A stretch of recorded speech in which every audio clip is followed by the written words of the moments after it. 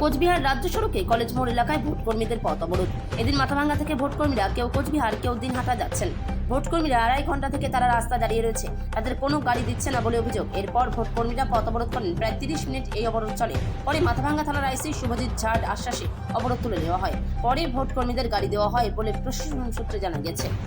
মাথাভাঙ্গা থেকে উৎপল অধিকারী report, big news Bangla.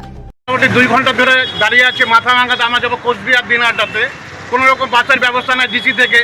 আমরা এই জন্য এখানটা পথ অবরোধ করেছি। ঠিক আছে, আপনাদের ডিউটি কোথায় পড়ছে? ডিউটি পড়েছে আমার কোচবিহার দক্ষিণ। আমরা যাবো এখন পলিটেকনিক কলেজ, কোচবিহার যাবো।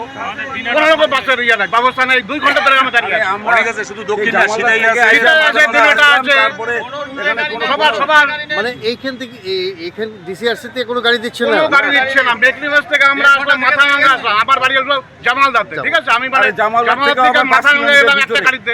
তারপর এখান থেকে কোনো রকম গাড়ির ব্যবস্থা নেই। দিনহাটার লোক আছে, এখানে সীতায়ের লোক আছে, নাটলাবাড়ির লোক আছে, সবাই এখানে জ্যাম করে আছে, কোনো রকম গাড়ি দিচ্ছে না।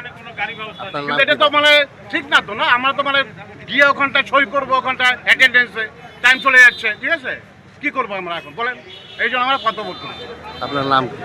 হ্যাঁ, আপনার নাম? আমি পুলিশ অফিসার মিহির সাহা আমার নাম। ঠিক আছে, বলুন স্যার।